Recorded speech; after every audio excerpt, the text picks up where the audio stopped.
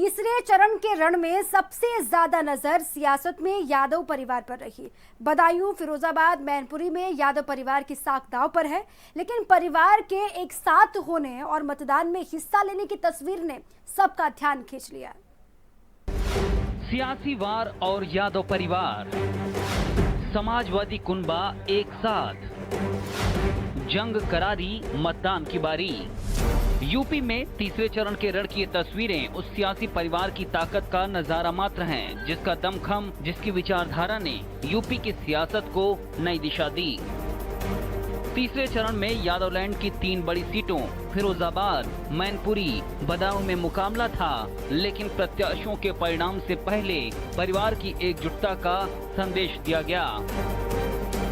यादव परिवार में शिवपाल के अलग पार्टी बनाए जाने के बाद इस बार एकता के रंग थोड़े जुदा जरूर थे, लेकिन जोश कहीं से भी कम नहीं था। इसीलिए एक ही फ्रेम में पूरा परिवार खड़ा नजर आया। कभी सेल्फी लेते, कभी विश्वास बढ़ाते।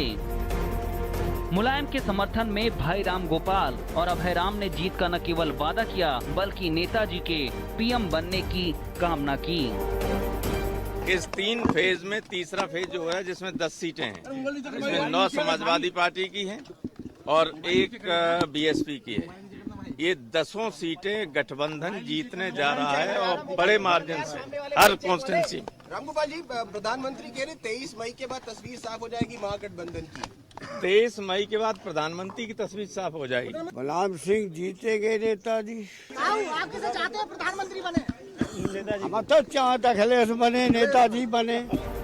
परिवार एकजुटता का संदेश दे रहा था तो सियासत की हिट जोड़ी अखिलेश और डिंपल भी इटावा के सैफई पहुंचे। मतदान में हिस्सा लिया, परिवार के साथ पल गुजारे और मौका मिलते ही बीजेपी पर करारा वार किया। समाजवादी पार्टी की कोशिश होगी कि भारतीय जनता पार्टी 5 सीट पर पहुंच जाए। बहुजन समाज पार्टी और आरएलडी की कोशिश होगी कि 0 पर भारतीय जनता पार्टी पहुंच जाए। और इनका सबसे बड़ी हार अगर कहीं होने जा रही है तो उत्तर प्रदेश में होने जा रही है। अब तो कोई परिवार की लड़ाई बची नहीं है, मैं समझती हूँ, और एक डेमोक्रेटिक सेटअप है और किसी को भी कहीं से भी लड़ने का हक है, अधिकार है, और अगर कोई लड़ना चाहता है तो मैं समझती हूँ उसमें कोई बुरा मानने वाली कोई बात नहीं।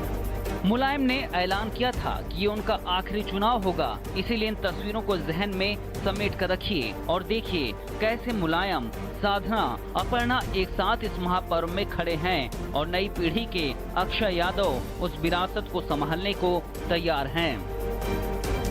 धर्म युद्ध में हम लोग हैं और इस समय जिस तरह चाचा ने कहा था, ना भतीजा ना भाई, मेरा काम है जनता से वोट मांगना। मैं वोट मांग रहा हूँ और मुझे पूरी उम्मीद है और पूरा यकीन है कि फिरोजाबाद से हम रिकॉर्ड मत तोड़ों से भी चुनाव जीतने वाले हैं।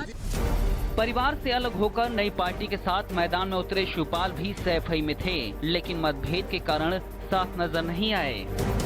यूपी की सियासत का ये वो परिवार है जिसमें सांसद हैं, पार्टी बनाने वाले हैं, चलाने वाले हैं, जिन्होंने प्रदेश की राजनीति से लेकर देश की राजनीति तक अपनी धमक साबित की है। और ये धमक हर बार, हर नतीजों के बाद और मजबूती से बढ़ती जाती है। कभी समाजवाद के साथ, कभी युवा जोश के साथ और कभी नई उम्मीदों के साथ। ब्यूरो रिपोर्ट, भारत समाचार। और अब बात करते हैं रामपुर के आज़ाद